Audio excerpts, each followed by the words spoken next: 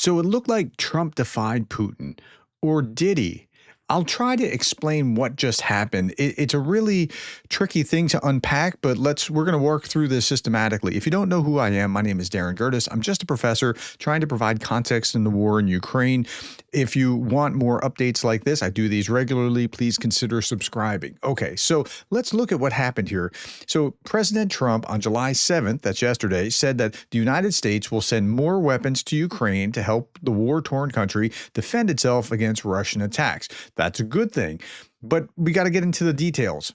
We're going to send some more weapons to Ukraine. They have to be able to defend themselves, he said. The U.S. Department of Defense also issued this statement just after that. Yesterday, I said, okay, don't just listen to his words, look at his actions. And so you see this follow-up from the Pentagon saying that they're, at the president's direction, the Department of Defense is sending additional defensive weapons to Ukraine to ensure. Okay, so let's talk about the details now. So Trump told Zelensky that he didn't freeze Ukrainian arms and he blamed the Pentagon. So, okay, and that may very well be fair. It may be that that's what happened. Now, new shipments are resuming. As Trump says, Ukraine is getting hit very hard, and so they have to do something about this. Michael McFaul, former ambassador to Russia, calls it progress. Okay. Andrew Yermak is happy about this with a Ukrainian flag, American flag, and a handshake. Okay, good. Gary Kasparov saying always the right thing last, but if it happens, at least it's the right thing.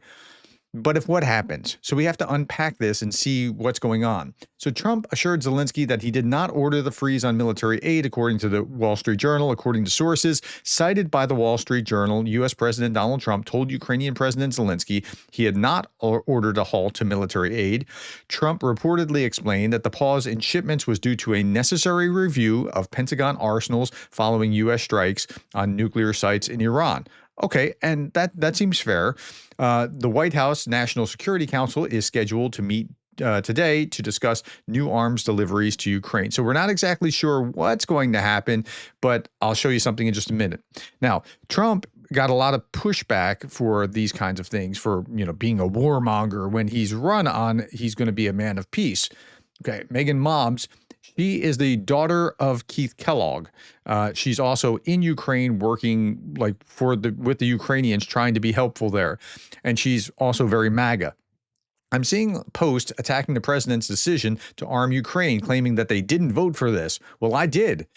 Now, I'm showing you this because this is a very strong Republican-ish argument for Ukraine that should be made more. Okay, I voted for strong American leadership. I voted for peace through strength. Supplying weapons to Ukraine isn't charity, it's strategy. 1. Countering Russia protects American security. Russia's aggression in Ukraine threatens the stability of Europe, a key ally and trading partner. A stronger Russia, emboldened by victory, could destabilize NATO, forcing the U.S. to spend more on defense. 2, boosting the U.S. economy. Military aid to Ukraine fuels American industry. Most aid is spent on U.S.-made weapons like Patriot missiles, creating jobs in defense manufacturing. That's not the whole story, because when we give something, we also have to pay back later. But okay, for now, this is good enough. The cost is a fraction of the alternative. That is absolutely true. U.S. aid to Ukraine, about $75 billion since 2022, is less than 5% of annual defense spending. Okay.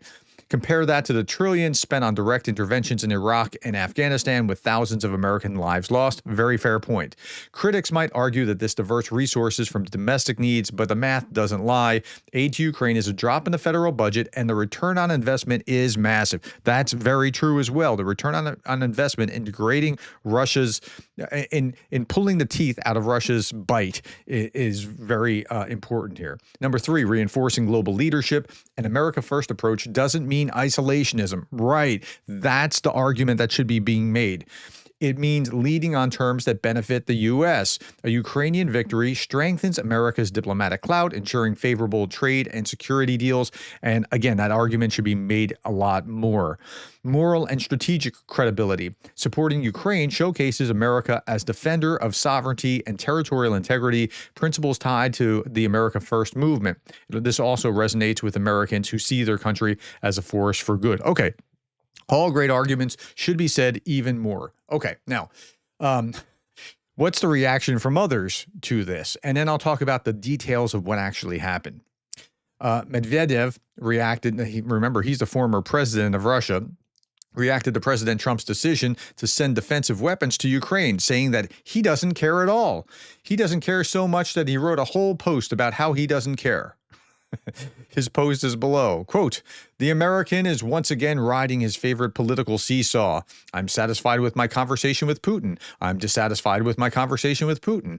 We're not sending new weapons to Ukraine. We'll be sending plenty of weapons to Ukraine for defense. How should we respond to this? Just as we always do, just as our soldiers do, just as the Supreme Commander-in-Chief does. We don't." Except he's responding by saying that they don't respond. "We must continue to achieve the goals of the special military operation to take back our land." Listen to that language. To take back our land. Ukraine is our land in the way that he's framing this. To work toward victory. Okay, so that's the former president of Russia, who was seen by the United States at the time that he was president as a reformer and somebody that we could work with after Putin. Okay. Now, what is going on with what's being sent? Now, this is important. The U.S. has only a quarter of required Patriot missiles left, according to The Guardian. The United States now has just 25% of the Patriot interceptors needed for the Pentagon's military plans, according to The Guardian, citing sources. In recent months, stockpiles of these missiles have been heavily depleted in the Middle East, raising concerns with the Department of Defense. Pentagon monitoring has also already shown that critical munition reserves were below required levels for years, especially since the Biden administration began providing military aid to Ukraine. According to the sources, President Trump told President Zelensky by phone that he had only ordered a review of U.S. reserves, not a freeze on the supplies. That review began back in February. So why did it just come out of the blue just a week ago? Okay, now, then we see this. Breaking. Trump has already promised Zelensky to immediately send 10 Patriot interceptor missiles and to help find additional supply channels. Okay, so some's on the way. Now, but wait a minute. 10?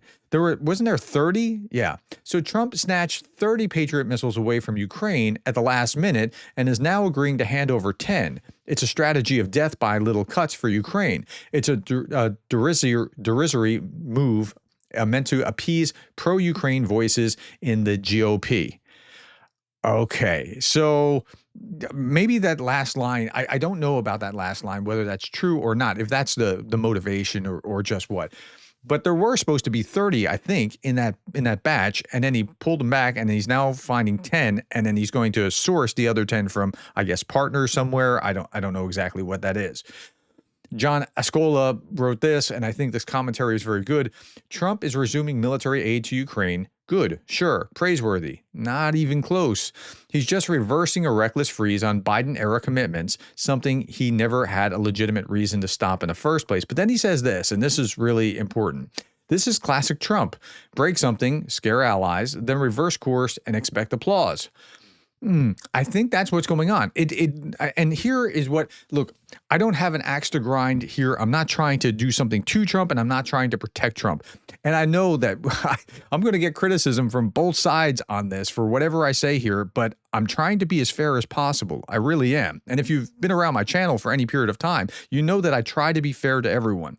Okay, so here is the Wilshire 5000. This is the index of all U.S. stocks. Okay, we are at 62,259 today as I looked at it. Now, if you listen to Trump was running a victory lap because so let's look at the low here. April 1st was the announcement for the tariffs, and then the market tanked. Okay, so the market went down to 49,561. And then you see Trump about a week ago, maybe 2 weeks ago, talking about how the stock market has been roaring under Trump. Well, if you go back to over here, the stock market has gone up significantly by 25%. But if you start from the beginning of the Trump administration, this is January 21st, where it's at 60,885, that's actually very different. Then it's gone up by 2.2%. Since Trump actually came into office. So it's a very different picture from 25 or 2.2. And I think that's the same that's an analogy for what we're doing here. So now they'll spend the weapons, now they'll send the weapons, which Biden administration gave to Ukraine, and Hexas stopped in Poland, and now they'll call it Trump's gift to Ukraine. Kind of. I mean, I think that's a real picture of what's happening. Jay in Kiev said Trump just did that Russian trick where you take something away, then you give back only half of it, and then there's praise for the great new thing. Seems like that's what's just transpired. It doesn't mean that the rest isn't coming. It just means that as far as we know right now, and I'm being as fair as possible, as far as we know right now, like with the Patriots, 10 are being replaced for the 30, and maybe we're sourcing the others, but we don't know exactly that it's all coming. Okay. Now, let's look at what happened night overnight in Ukraine. Russia launched 54 Shahed drones and decoy UAVs with 4 S-300 and S-400 missiles from Kursk, Oriel, and occupied Crimea. Ukrainian air defense shot down 34 drones and 26 with firepower, 8 suppressed by electronic warfare. So some still got through. Now, I keep telling you that when you see numbers like this, be worried because it's going to be a big night in a couple of nights. Okay, I'm not the only one saying this now. Your Euromaidan Press says this: Russia launched fewer drones last night than in previous large-scale attacks, but such pauses frequently have preceded bigger combined strikes. The pattern indicates a strategy of holding back briefly to amass drones for future offensives. I think that's what's going on. Okay. Putin's forces unleashed this barrage of 54 drones. Some got through. There was also a targeting of Russian forces attacked a civilian car with a drone in central Kherson. That could have just been the human safari kind of attack. 54-year-old woman and 50-year-old man sustained blast injuries and shrapnel wounds. That's what they do day over day. On the battlefield, 1,070 Russians are off the battlefield. 0 tanks yesterday, 4 armored fighting vehicles, 41 artillery systems, 86 vehicles and fuel tanks. If we looked at Ragnar Gudmundsson's dashboard, we see engagements remain above average, but casualties remain slightly below. Equipment losses below average, solid artillery losses, single-digit strike ratio, that's the ratio of Ukrainian strikes to Russian strikes, relatively few overnight attacks day over day.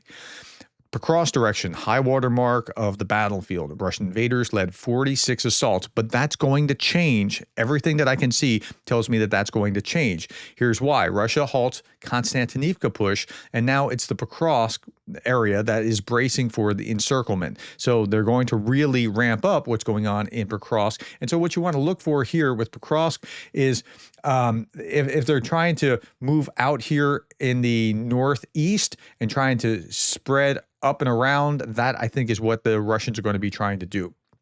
Okay, Russian forces appear to be reprioritizing offensive operations in the Pokrovsk direction over the Konstantinivka, and that's according to the ISW. And again, Ukrainian forces recently advanced near Novopolivka, and Russian forces recently advanced in northern Sumy Oblast, near Toretsk, near Pokrovsk, and Novopolivka. Okay, just some, here's what an FPV drone did to a BM-21 Grad MLRS. I mean, again, drones are everything here. The birds of Magyar are hunting Russians. This guy is going to be not with us much longer, but I'm not showing that video for YouTube.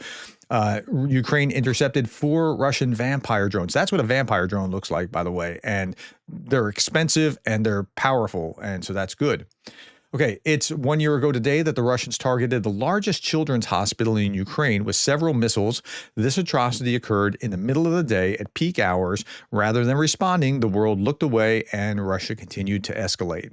That's right. Unless you stop them, they'll continue to escalate. And I can't really show you the content here. It's too graphic. Okay, dozens of companies involved in producing the KH-101 missile that struck that children's hospital are still not under sanctions. Isn't that amazing? A year later, over 70 entities linked to the missile's components are listed, with many retaining access to crucial equipment and technology despite the sanctions coalition. I'll leave you with a couple last things. There's this lady here talking about how I don't know what happened to my cats. They probably burned down. There's nothing there. Among the houses damaged by the morning Russia drone attack on Zaporizhzhia. Now, this was yesterday. I saw this yesterday. This was not last night's attacks, but still, just so you can get a sense of what's going on. There's a home of 67-year-old Irana Kuriz. She was at home with her husband, son, and pets during the Russian strike. She suffered a head injury. Now the family is searching through the rubble of their house, hoping to find at least one of their cats alive. You can read the misery on her face. You don't even need to have a translation there. She just doesn't know what happens to her cats, and she's weeping. Sign in front of a Ukrainian bookstore. which was damaged by the shockwave from an explosion of a Russian missile. I showed you the shockwave the other day. A Russian missile has not simply destroyed this door, it has even wider opened the door for Ukrainian books. That's awesome. All right. Last little bit by Darth Putin. Donald is helping Russia by doing this. When he stops aid, we kill more civilians. But when he restarts, it's less than before. And that's the big story here, that it's less than before unless he actually accumulates the other things. And that may still happen. I don't know, but right now that has not yet happened. And watch the actions, not just the words. The plan is to convince Europe that America is still supporting Ukraine and that pressure on him works. That way Europe won't increase their own aid. Oh, if that was the case, that would be a master stroke if that was what was actually going on. All right, last little bit, I'll leave you with this. Chess tip, place a mirror behind your opponent in order to cheat and look at their moves. Ask Kasparov. He does this all the time. Just kidding. All right. Thank you, my friends. Thank you for the time, the likes, the shares, the subscribes, and thank you for being the kind of person that cares about Ukraine.